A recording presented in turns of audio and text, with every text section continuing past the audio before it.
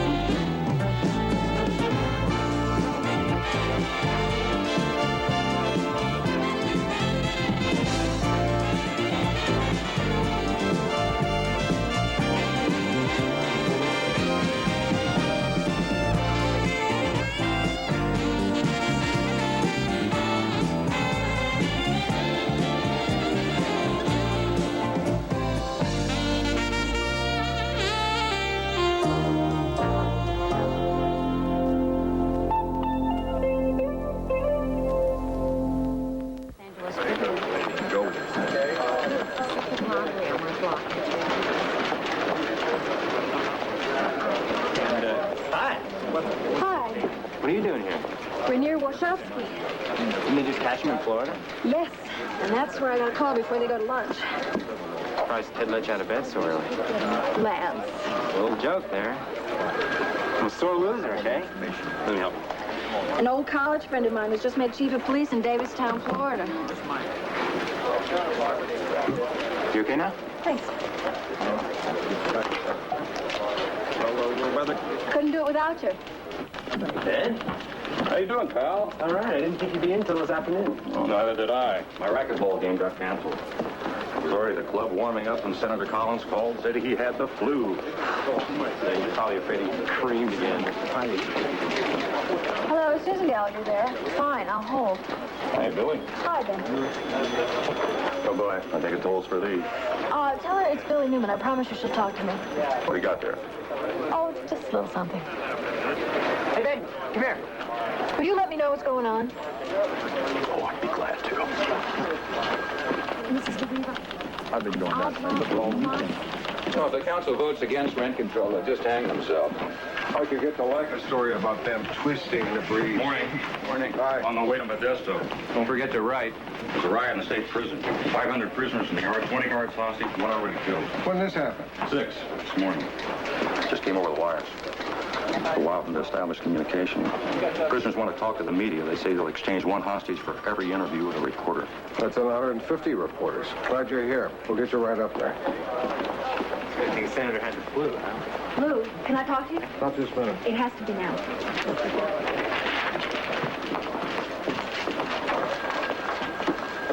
I just wanted to remind you we had a deal. The next statewide story was mine. What about the spy who escaped, Warshawski? I was the first one to get to his lawyer in Florida. If they extradite him to L.A., I got an exclusive. How'd you do that?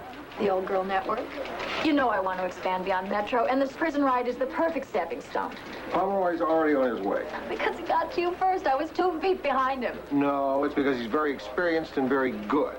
He covered Attica and Santa Fe. He's the first one I would have called. I won't get experienced if I don't get experience. Prison ride. I heard about it in the elevator. Send someone up there fast. There's no commercial carrier out of Los Angeles to Modesto until tonight. Charter a plane from another airport. You think so? We can't wait on this one. It's major. I can feel it. I already checked with Van Nuys. Danny Evans has been flying up there. Here you go. Why is Danny heading up? Been chartered by someone else. Helen Patterson. What's she working for now? Time or Newsweek, I forget which. West Coast Bureau Chief. That woman snaps up stories like a lizard after flies. Leave it to her to have the only flight. Negotiate. With Helen Patterson?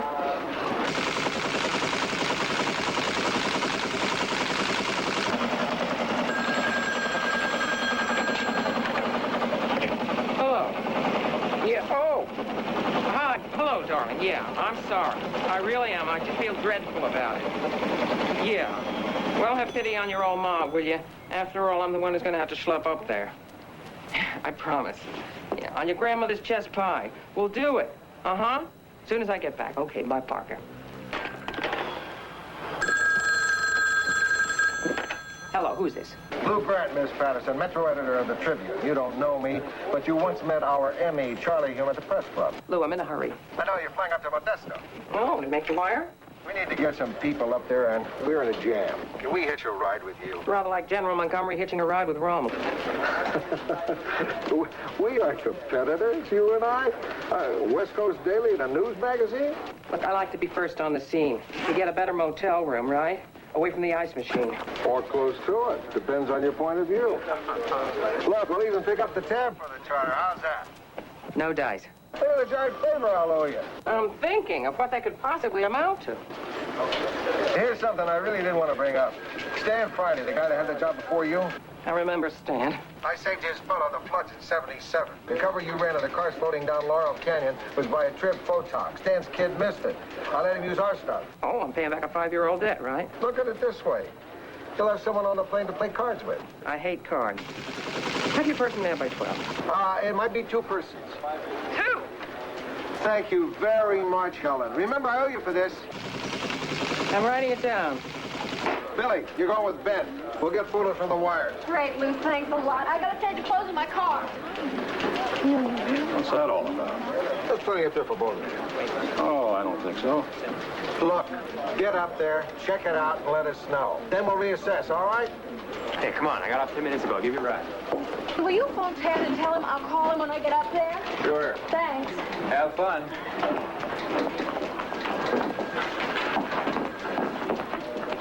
Who are you sending to Modesto? The ship has sailed. Don't I get a shot at it? But I hear the line started at 7:30 a.m. We're just too late. That figures. You got a cold? Allergies. I couldn't get out of bed this morning. It's getting soft. You'll feel better when you see what Donovan has for you from the environment desk. What is it? The Julian Sphinx moth is in danger of extinction. You're joking. He is not. It's the hottest bug story we've had in months. Come on, Rossi. It's the bee's knees.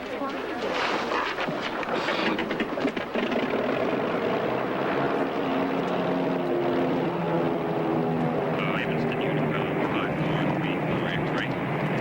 3 for X-ray, Evanston Unicom, go ahead. We'll be arriving in 5 minutes, top dog. Roger. All checked out. There's a storm up north. You'll have to get over that weather, which means you'll be cruising at about 17,000. The plane can take it, right? Yeah, just need oxygen masks on. Oh. 17,000 feet's no big deal. Fine, let's go. My seats at Dodger Stadium were higher than that. Taking time talking about it. This the next plane to Vegas? Ah, what on earth you doing here? Trying to get the hell up to Modesto. I hear you've got the only ride.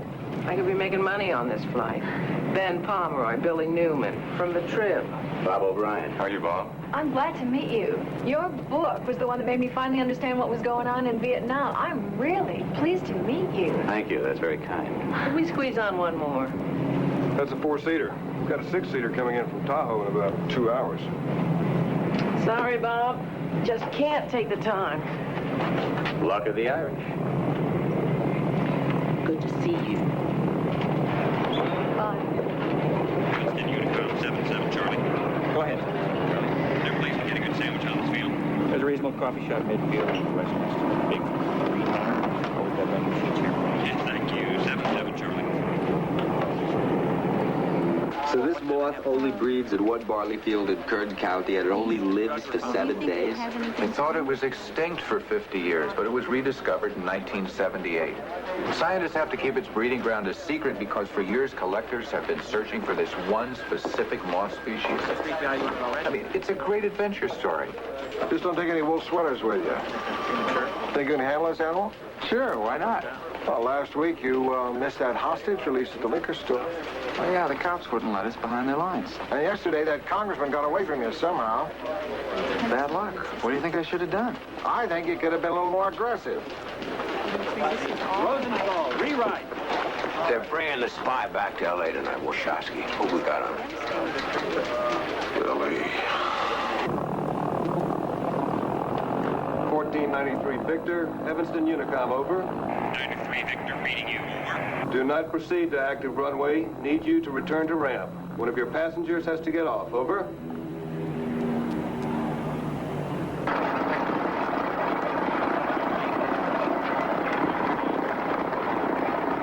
Sorry, darling. Have fun.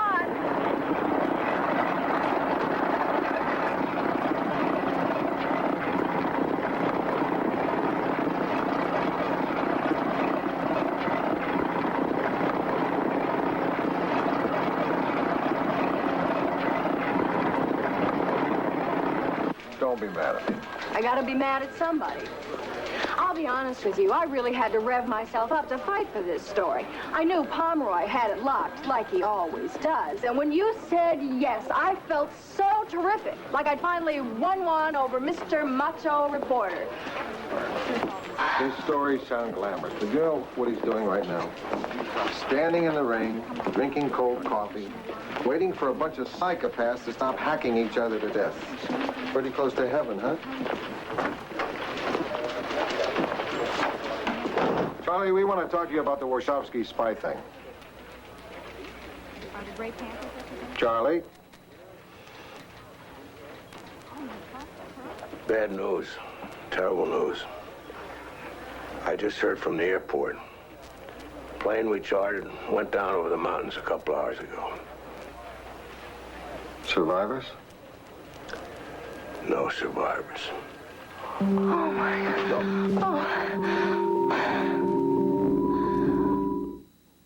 Lou Grant will continue in a moment here on A&E.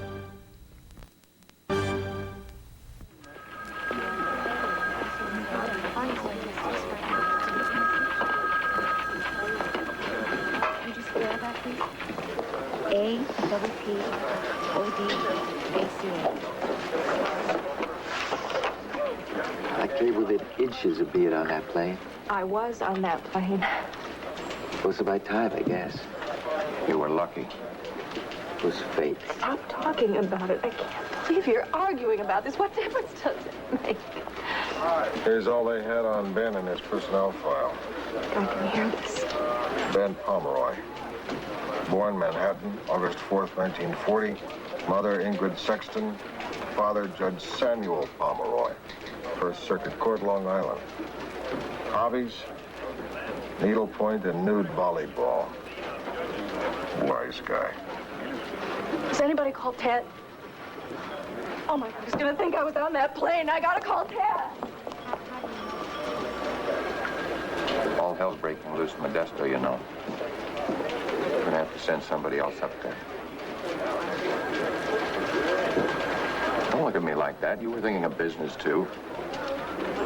Put Rosenthal on the next commercial flight.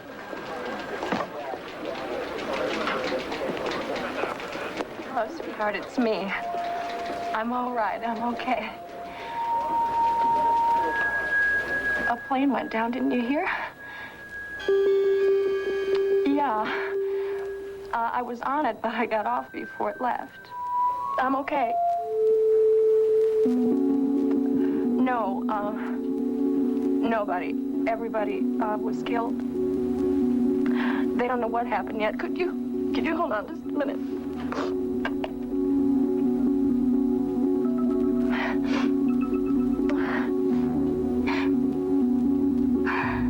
Yes.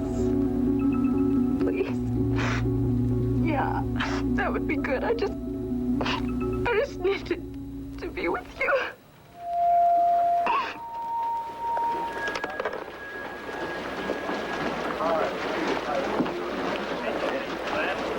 Lance, I have something here that needs a rewrite. What's that, Lou?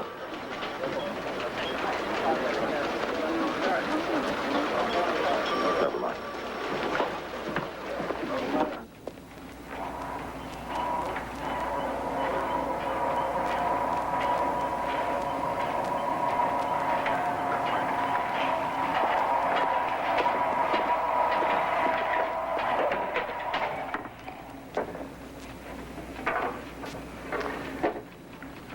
This is the El Segundo Blue. It used to range 37 miles up and down the sandhills of the Pacific shoreline. Now it's been reduced to a tiny plot in the middle of an oil refinery. But a local butterfly protection society convinced the oil company to fence off the habitat and save the species.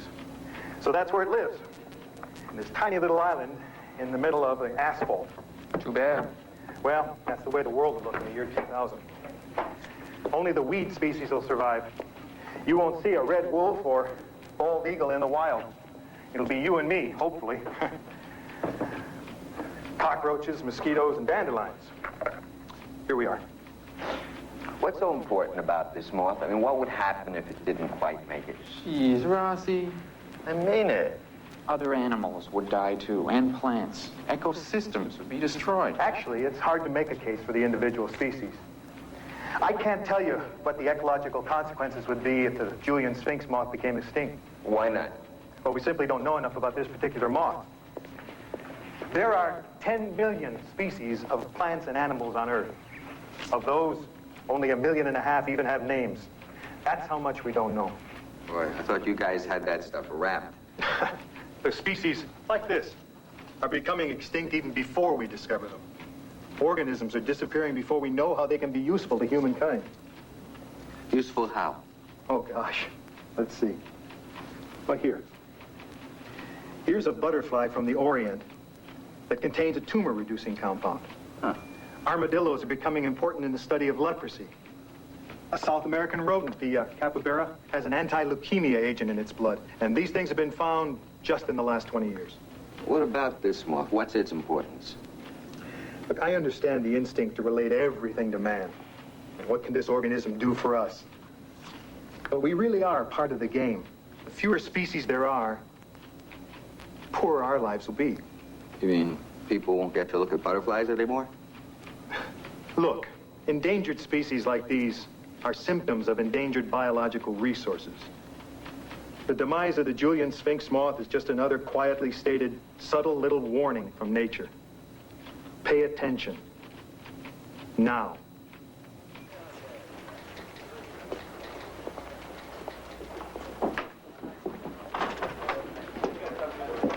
Charlie, you ready? I suppose. I don't know why I agreed to this. Why should I give the eulogy? I'm the one responsible. I won't have you blaming yourself. Pretty hard not to. Charlie, I could have said charter a plane just as easily as you. Yeah, but you didn't. It was a fluke. They think the crash is due to icing conditions, but they won't know for months. It's a few hours. Could have waited for a commercial flight. Shouldn't have pushed it. They were running for a hot, breaking story. Any one of us would have gotten on that plane. Anything you say at that memorial service will be more satisfying than the obituaries I read in the Tribune. What's wrong with them? I didn't get anything from what you ran except the usual.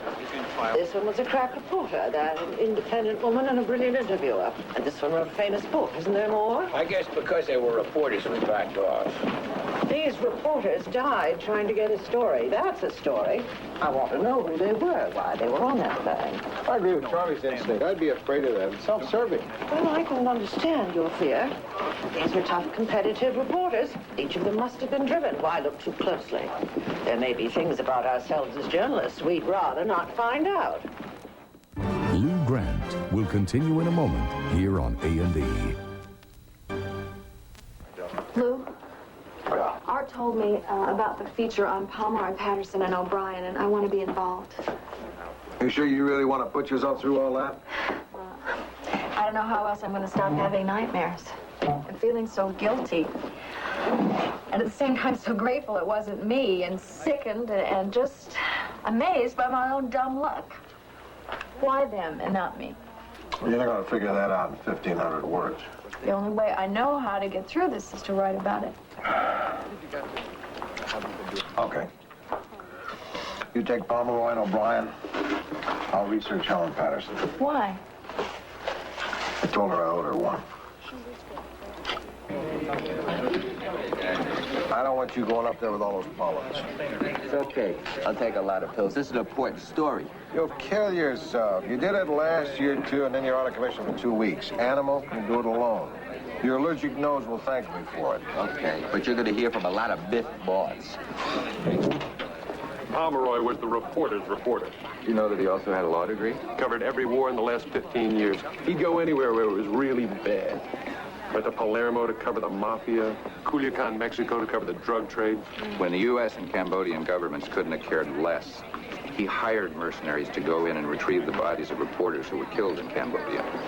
You know what he did after the assassination of Sadat, don't you? No, what? Oh, this is famous. What? Well, he was in Rome on a vacation when he first heard the news. He does not wait a second. He charters an executive jet. A jet, mind you. Puts it on his credit card and takes off for Cairo. Knowing the paper would pay for it. I find that hard to believe, that the paper would pay. It's true. It's true. He had Miss Pynchon eaten out of his hand. Nobody knew him better than I did. It's true. How did you get to know him? I used to drive him to the airport a lot, bring him back, when he came in. Which was pretty often since he used to travel so much. I'd pick up his mail, take care of his dog. You considered Pomeroy a close friend? Oh, great friend. I mean, we were buddies. Like, we used to stop by this bar at the marina where they had these turtle races, right? I know that place. It's a real single scene. What about his wife? How did she feel about it? Ex-wife. That's how. Lance packed up Ben's things. Yeah, that was real sweet of him, but I think I'll just go through and take the things that mean something. What'll I do? I'm sorry, where were we? I think you were saying you were married young. Oh, yes, in college. And then I majored in being the new bride. Lunch with the girlfriends, cooking and shopping. Doesn't sound bad. I got restless. I tried a lot of things before I opened the cookware store, and I was lousy at all of them. Ben was... He was real patient with me. He was involved with his work at the time, wasn't he? Yeah, it was real difficult then. I'm sorry, can we go someplace else? Denise, I'm sorry, come on.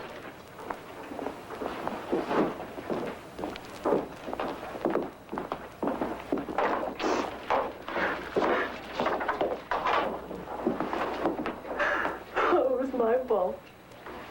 It was totally my fault. I screwed everything up. Can you tell me? I suddenly decided that I was as creative as he was. And I wanted to do something wonderful. That doesn't sound so unusual. Or so terrible. When I opened the cookware store, that was the beginning of the end. I was so busy, and Ben said I was neglecting him. Suddenly, we both had schedules, and at the end of the day, Ben would bring half the city room home with him. All young reporters. They thought the world of him. But I wasn't as interested in his friends as I should have been. They were all 22 years old. Didn't he understand your need to do something on your own? No, not very well. It sounds like... Never mind. What? I was just thinking... Maybe you outgrew him. I outgrew him. No, that's impossible. Look what he achieved. How can what I've done ever equal that? Lou wants moths, I'll get him moths. So, what's on your mind? Ben Pomeroy. Oh. I just wanted to ask you a few questions. No, it's not a good time. What is this? Reporters love to talk about him, and I can't get one photog or one editor to open up. When I first got here, Pomeroy took me under his wing, showed me the ropes. He loved doing that, and we got along great. Yeah? Yeah, we did a series on Watts together. I remember that. It never ran. He wanted portraits, skylines, dawn, dusk. I was overshooting like crazy. You know what? His story didn't have it, and he was hoping the pictures would pull him out. He couldn't go to the desk and say, help, it's not working. That would have blown the image. A lot of people bought that image. Yeah, being a winner was important to him. Made him a good reporter, but it made him impossible to work with. I feel awful saying this about a guy who just died. I was always very competitive with Ben myself. Maybe it was the man-woman thing. You know, I never saw him with guys his own age. He only hung out with younger reporters. He always had to be the teacher. I talked to his ex-wife, and Pomeroy was very unhappy when she started her own business. She ventured out on her own, and he felt threatened. Listen, he felt threatened when I told him we didn't need another shot of Watts Towers. Oh, boy. Not going to be easy to write, is it? Guys in the city room aren't going to like this much. And anyway, why should I expose him? The man is dead. Look at it this way. He'd have done the same for you.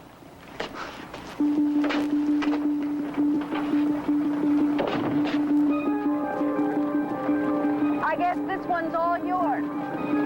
Don't be a sore loser, Newman. Next time. Many of the inmates ask for you. Tell them I send my love. Right. Well, have a good trip.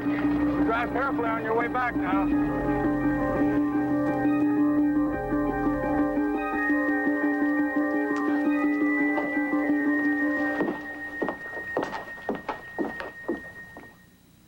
Lou Grant will continue in a moment here on A&E.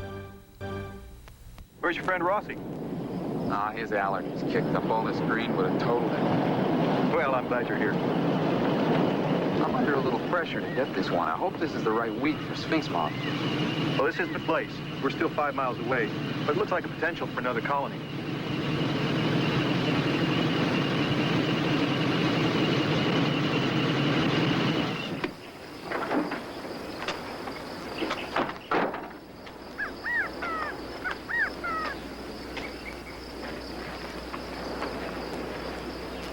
Where are we looking for them? They fly close to the ground. Or they'll be sunning themselves. Sunning themselves? You mean like people? Yes. They bask in the sun until their bodies absorb enough heat to be able to fly. No kidding.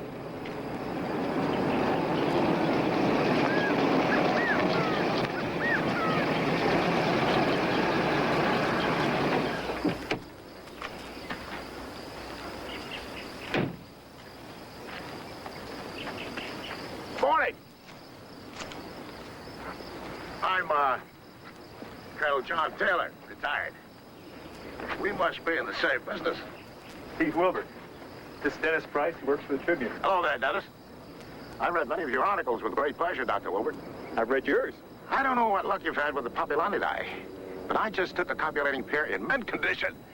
They were hilltopping it on that ridge over there. Great. Thanks. Have they still got you working on the Julian Sphinx moth? Well, that's one of my projects. Have you found the breeding ground? The Julian is endangered, Colonel. Well, it's not on the endangered list. Well, we're fighting to get it there. Look, I can't force you, but I strongly request that you not collect that species. We could lose it altogether. As is your see, Doctor. I'd rather wait for a healthy population anyway. Well, have a nice day. That guy's one of the worst. Big amateur collector, and all he cares about is completing his list. They buy catalogs and match them with specimens. We call them stamp collectors. I get the feeling he really wants to go home with the Julian Sphinx Moth today. You bet. Once they're on the threatened list, that's when those guys really want them. How much are they worth? Perfect male? Maybe $700. I wanted to know how you're doing on a triple profile. Billy's got what she needs on Pomeroy, but she's having trouble with Bob O'Brien. He's a lot harder to track down. From what I hear, he was a reclusive guy. He had a drinking problem. Billy says his life was more depressing than his death. Not much family. He was withdrawn, antisocial. She'll try to find something redeeming, but I don't know. Talked to Stan Bristow down in San Diego. O'Brien worked there while he was writing the Vietnam book. You know, that's a shame about O'Brien. Could have been a superstar. Could have sunk into obscurity. With him, it could have gone either way. Okay, this will help. What do you think you'll have the story? Yeah, next week. See if you can hurry it up.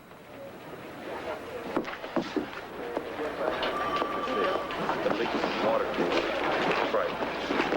What I want to know is... Put that lead on O'Brien for you. Oh, great. Thanks a lot. How you coming? Any answers to those cosmic questions? I wish. So far, it's all just depressing me. Well, I want to get started on Helen Patterson. I'll let you know.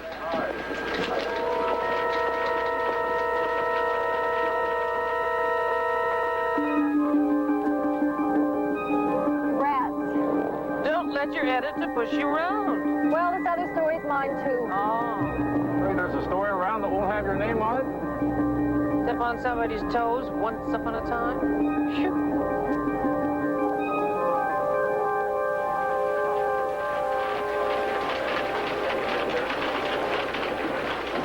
How long did you work for Helen Patterson? Only 6 months, but that's about all I could take. Want some cream? No, thanks. What was the problem? She wanted everything typed perfect.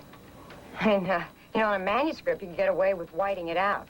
But letters, forget it. She'll make you do the whole thing over. What was the manuscript? Oh, it was this book she was writing on women in prison. I couldn't stand to read it. All those pitiful stories. Why couldn't she pick something cheerful? She was famous for her interviews with difficult people. Did she ever talk about that? Not much. She once asked me if I liked this dress she had on. Really? Yeah. Well, she wanted to make the right impression on famous people, I guess. She didn't know how to dress. Always the same old stuff. You told her all that? A tactful way, of course. And, she asked me about a lot of things. Such as? She'd bounce ideas off me. Like if she was writing a book or an article, she'd ask me if I want to read it as a consumer. Sounds like you got along. She was kooky. No men in her life. You know, everything was so serious. And the job just wasn't any fun. Oh. Could I see the manuscript on prisons? I sent it back to her son, along with the rest of her things. Boy, you'd never get me up in one of those little planes.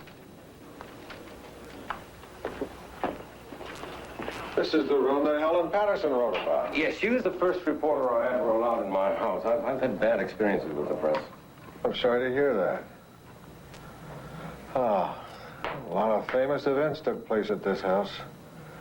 Eisenhower, Nixon, Johnson, they all came here for advice at one time or another. You've evidently read my biography. Very pleased. Actually, the best source on you is the profile Helen Patterson wrote. She really told it all. Yes. I guess you didn't like it very much when it appeared.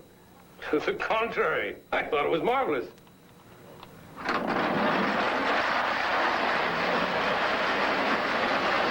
They say she was tough. Did you two get into some arguments? I do remember some long conversations. She seemed to fit into the background. I grew used to having her around. I liked her.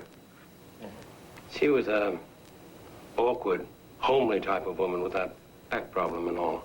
But she certainly knew how to listen. Did you know her? Only by reputation and one conversation on the phone. I liked her, too. God only knows what kind of life she had. Seems that she gave it all to the people that she was interviewing. What exactly do you think she gave you? Understanding.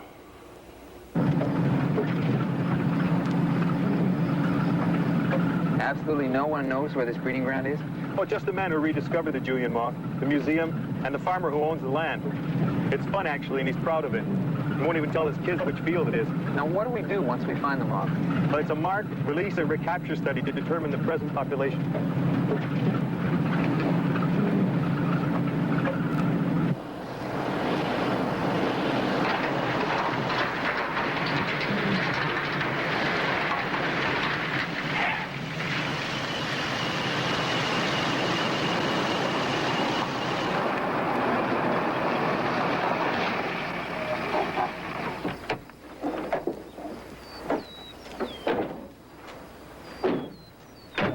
What's up, Taylor? Well, I suppose we're both headed to the same place. No, I don't think so. Well, the museum doesn't own that moth. You're not the only ones that have a right to collect it. The species will be destroyed by overcollecting. You have no right to withhold this from the public. I've been studying this for a lifetime. Don't pretend to be a scientist. You're nothing but a selfish, greedy creep. You're going too far. No! You've gone too far. Now, that's it. The study's over. No one will see the Julian. We're going back to L.A.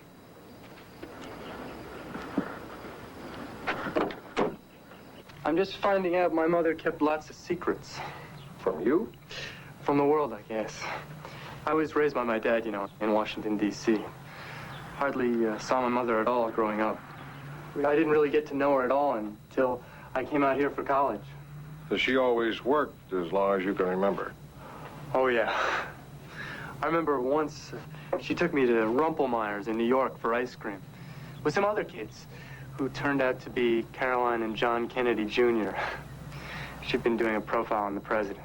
Was that exciting, seeing your mother as a well-known journalist? I guess that's about all I saw her as. I mean, she'd visit maybe 3 times a year. It was tough for women to have a career and family in those days, but she did a worse job than most. Once you got to know her, what was she like? It wasn't easy for me to know her. Maybe she wouldn't have gotten on that plane had I been more insistent about seeing her that night. From what I know about your mother, I don't think anything would have stopped her. Still, it was easier not to push it. We were just both feeling our way. When she said she couldn't make it, I was relieved. Don't lay that on yourself. Let me show you something. I just found this yesterday. She generally didn't let people in this room. I don't know why. She never let me see this before.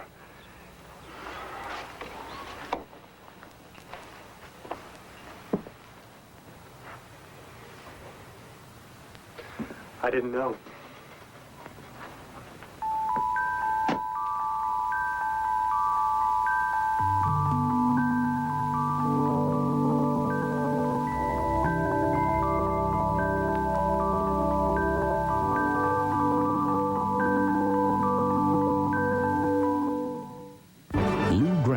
Will continue in a moment here on A&E.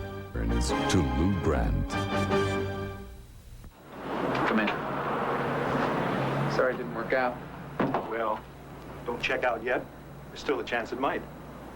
Keith, I've been here 2 days, and I'm going back empty-handed. You want to face my editor? I have an idea. It's kind of off the wall, but it might work. Well, I'm not the one you got to convince. On a good day, Bob could be witty, wise, best companion you could want. Yeah. Thanks. But they were bad days. The black hole, that's what he called it. Just coming out of your basic black hole, he'd say. But onward and upward. You mean he was depressed a lot? Well, after 20 years in the business, Bob had evolved a certain view of humanity, that we were selfish, petty, and incapable of being saved. I don't hold that opinion myself, except during election years. Was he married? He was divorced twice. Why? Drinking, maybe? Well, his first wife said that she went crazy because all he could worry about was writing. And his second wife went crazy because all he could worry about was not writing. So you have his book. Oh, yeah. What was he like when he was working on this?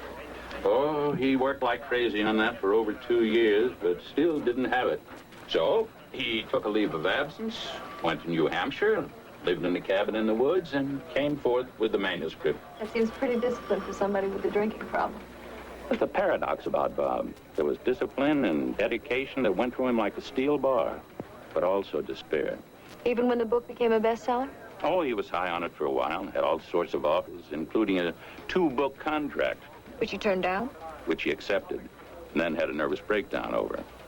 Just didn't think that he could write another book as brilliantly as the first. He froze. He sank to the bottom, terrified. Did you see him much during that period? No, nobody saw him. He just dropped out. Well, I can tell you where he went, however, if you want to follow that dark trail. What is the name of the ice hockey team from St. Louis, Missouri? Oh, I know it. Don't tell me to... Oh.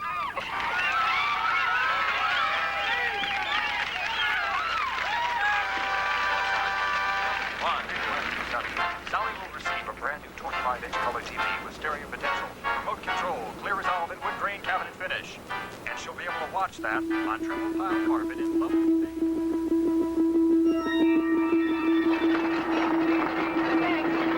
Sorry, darling. Have fun. Now I know how an old goat feels when a pretty young thing gives up her seat on the subway. I'm too tired to be anything more than grateful, thanks. My God, they're allowed into first class these days.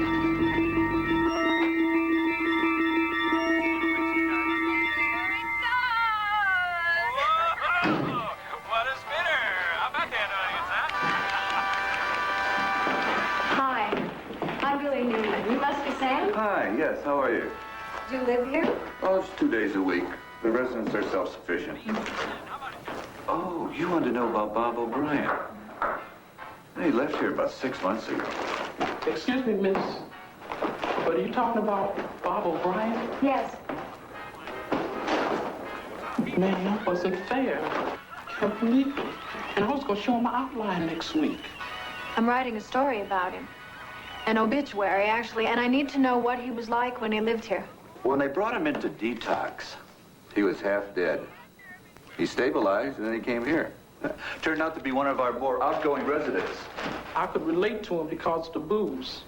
But also, he understood what I was trying to say. What do you mean?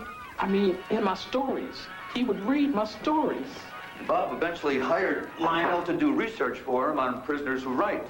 Well, I've been inside a few times, so I know. But also, he really liked my stuff. You mean he critiqued your work? Yeah, and he had rules. And if you didn't follow him, he wouldn't have nothing to do with you. Like, you had to write every day. You had to keep a journal. You had to make a schedule of your plot. And then you had to put it on index cards. And that's what I was going to show him next week. Did he work with other people here as well? No, ma'am. I'm the only other writer. So he trusted me, you see. Trusted you? How? I used to go over to his place and type up stuff for him. So he gave me an extra set of keys. See, look.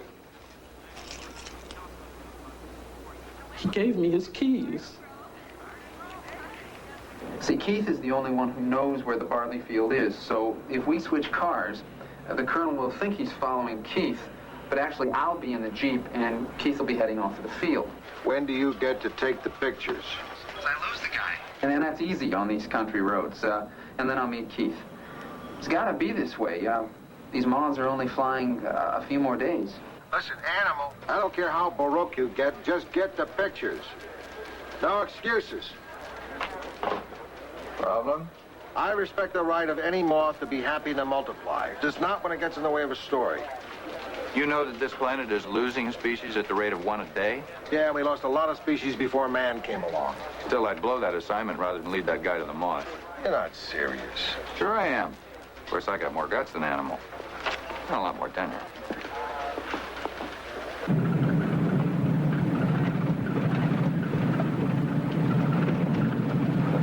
All right.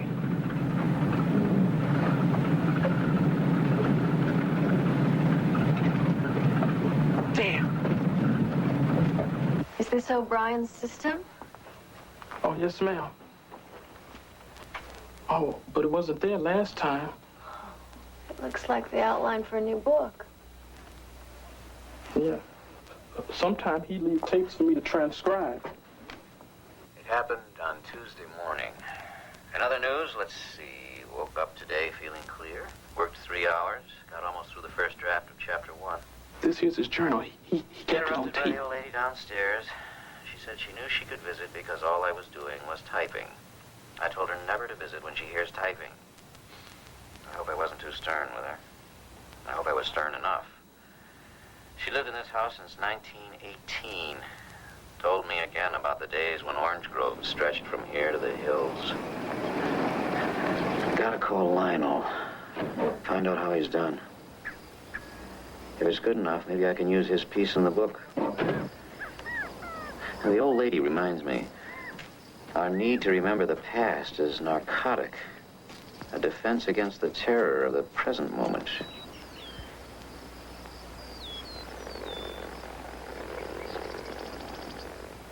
Check, that's the third report. I think you really captured Pomeroy. You don't think I was too rough? You described the guy the way he was. Some people liked him, some didn't. I did. Nice job. Thanks. Of course, you edited the heart out of my part. Billy Newman. Oh, hi, Ted. How was your flight? You find any great shortstops in Sarasota? No, I'm fine. I'm just finishing this piece. You really want to hear? Okay. I'm skipping down near the end. Yet there was something important and basic to journalism, to the lives of the 3 who died. There was the courage and patience of being a pro. Fierce competition and self-doubt, too. In the end, they chose to take a risk because that was part of their job. Ben Pomeroy, Helen Patterson, and Bob O'Brien all made a choice. The same choice over and over, no matter how stormy their lives. Like a needle returning steadily to a true direction, they held a commitment to do a job well. There's a dignity and quiet grace in that. Is it comfort enough for those who knew them? It will have to be. Okay.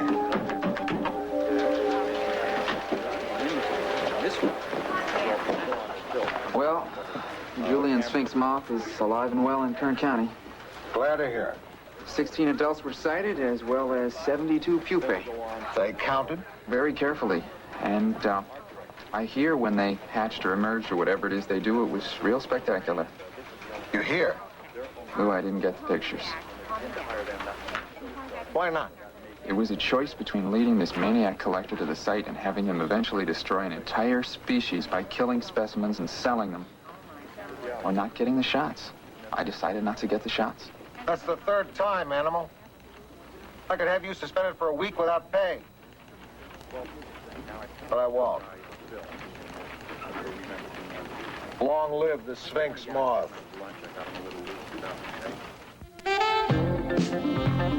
What does sex and gender mean to people of other cultures? We'll go round the world to find out in the A&E special presentation, The Opposite Sex, Saturday. Now, a young recruit undergoes the rigors of the police academy course. Kurt Russell stars in Police Story, next on A&E.